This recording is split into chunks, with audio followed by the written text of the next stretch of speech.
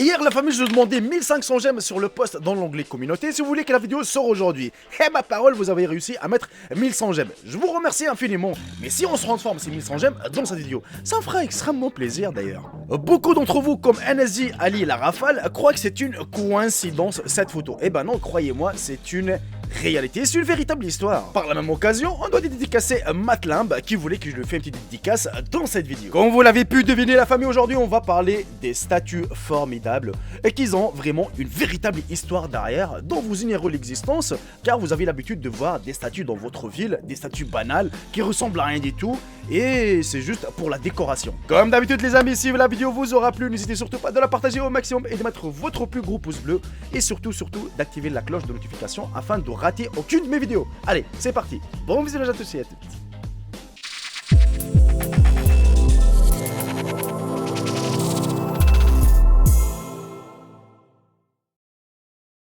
Pour surprendre le spectateur, les sculpteurs modernes tentent de créer quelque chose d'inhabituel. Leur travail commence de plus en plus à bouger, à briller ou à violer complètement les lois de la physique.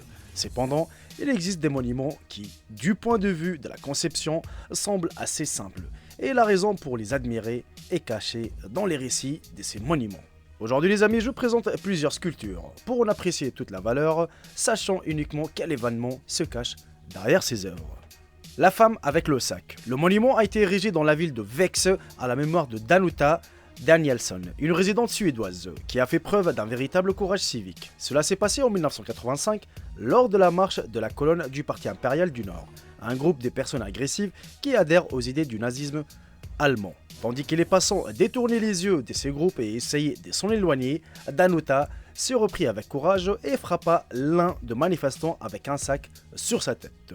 Cela a inspiré des témoins oculaires de l'incident et des personnes de tous les côtés qui ont commencé à affluer pour chasser les jeunes nazis de la rue.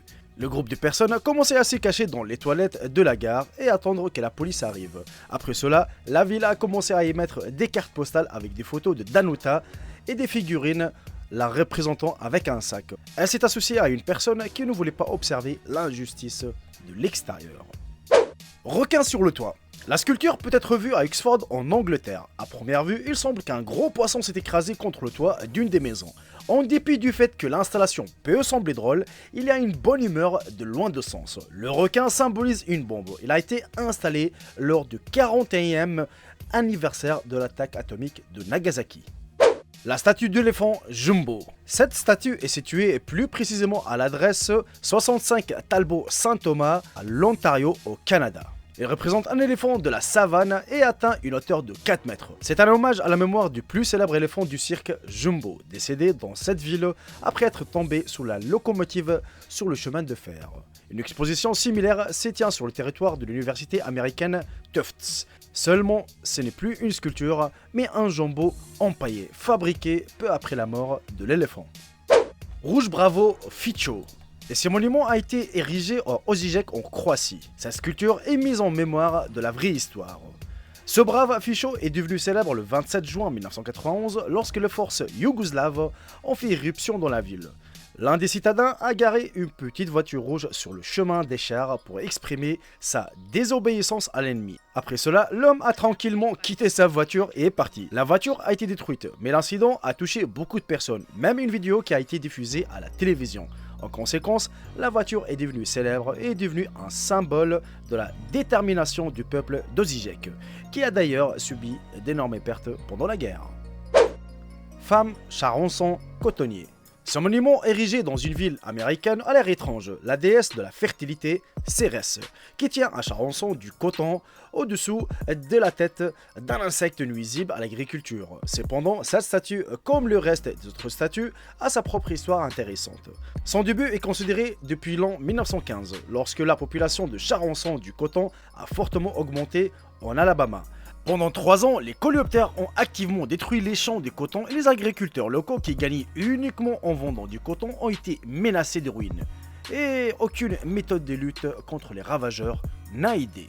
Mais un jour, un des agriculteurs a décidé d'essaimer son champ avec des arachides au lieu de coton. Le produit s'est avéré être en demande et l'agriculteur s'est enrichi, montrant au reste des gens un exemple positif. Bientôt, tous les agriculteurs se sont mis à cultiver des cacahuètes et qui beaucoup sont devenus riches. Le monument au Charançon a été créé en 1919 pour rappeler qu'une catastrophe n'est parfois pas la fin, mais une chance de commencer une vie meilleure.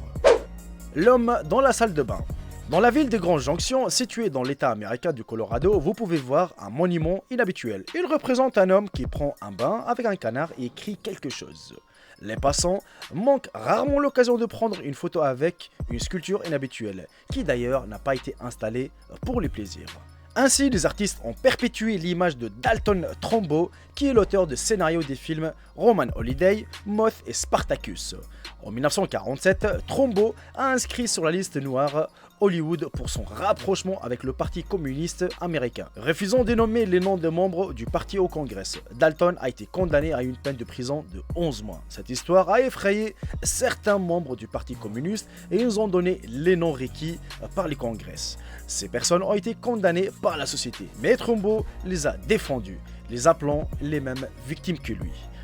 Le American Stonehenge. Le monument composé des 6 dalles de granit est situé dans le comté d'Elbert, dans l'état de Géorgie aux États-Unis. Les plaques ont des inscriptions en 8 langues modernes et 4 langues anciennes. Les textes expliquent comment restaurer la société après la fin du monde. Il est à noter que personne ne connaît la personne qui a initié l'installation du monument. Ce dernier a été fabriqué par Elberton Granite Finishing Company. Et selon les représentants de l'organisation, ils ont surestimé le prix de leur travail 8 fois. Mais il y avait un client mystérieux qui s'est présenté sous le nom de Robert C, qui a payé la commande sans négocier. Qui est ce Robert justement? Eh ben, personne ne peut comprendre. La souris à tricoter. Ce monument a été érigé en Russie. Et attention au nom de la ville, car oui, il s'avère très long. Il existe à Novosibirsk, aka Demgorodok. Waouh, c'est quand même long, on est bien d'accord. Il a été posé relativement le 1er juillet 2013. En créant sa sculpture, les scientifiques ont exprimé leur gratitude aux rongeurs de laboratoire qui donnent à l'humanité l'occasion d'étudier les gènes, les mécanismes physiques et moléculaires de la maladie, ainsi que développer des médicaments. Les plumes d'aigle. Le monument est installé dans la ville irlandaise de Midleton. 9 plumes d'aigle en acier inoxydable sont montées en cercle et atteignent une hauteur de 6 mètres.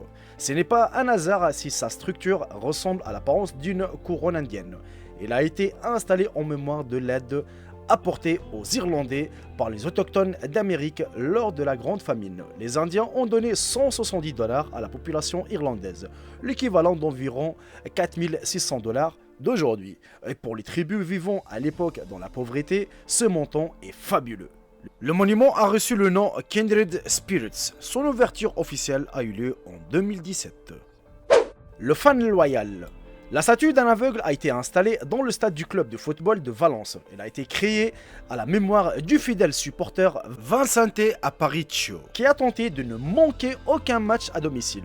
Il y a 40 ans, Vincent a perdu la vue à cause du décollement de la rétine, mais n'a pas cessé d'aller au stade pour rencontrer d'autres fans de Valence et profiter de l'atmosphère de match. Aparicio est décédé il y a de ça 5 ans et une sculpture en bronze a été installée le jour de sa mémoire. Et si vous êtes resté jusqu'à la fin de la vidéo, la famille, n'hésitez pas à m'écrire dans l'espace commentaire le mot statue afin de savoir combien de personnes qui sont restées jusqu'à la fin de la vidéo, qui ont fini justement la vidéo, hein, peut-être des milliers, des centaines, une vingtaine, une dizaine, ah, on sait jamais, je vais checker les commentaires moi, tu sais pas, tu vois, afin de savoir combien de personnes ils ont fini la vidéo, ça me fera vraiment plaisir, ça prouve vraiment ce que je vous présente comme vidéo, c'est vraiment intéressant, que vous apprend quelque chose, vous dormez moins bête ce soir, tu vois.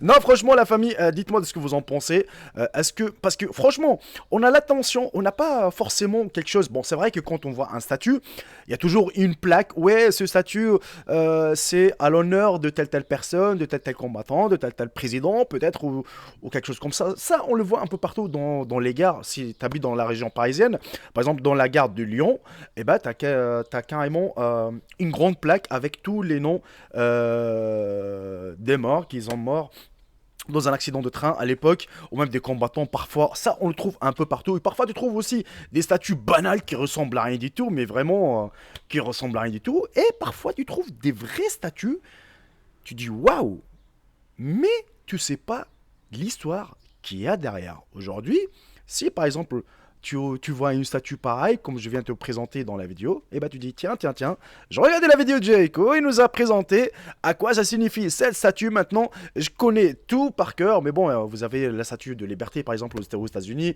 vous avez pas mal, mais vraiment pas mal. N'hésitez pas à me dire dans l'espace commentaire si ces genres de vidéos vous intéressent, car moi ça m'intéresse et ça m'intrigue toujours. Ça m'apprend quelque chose, hein. Vous savez, quand je fais une vidéo pareille, vraiment ça m'apprend quelque chose et ça vous apprend quelque chose. Voilà les amis, on arrive à la fin de cette vidéo, j'espère sincèrement qu'elle vous aura plu. Si c'est le cas, n'hésitez pas à me récompenser avec un bon petit j'aime et un bon petit partage. Et de s'abonner si ce n'est pas encore fait et d'activer la cloche de notification. Allez, sur ce, je vous embrasse tous, profitez bien de votre journée, de votre soirée. Je vous dis à très bientôt pour une nouvelle vidéo. Salut tout le monde, c'est Jacob, bye bye, ciao ciao. Je vous aime tous mes frères et sœurs.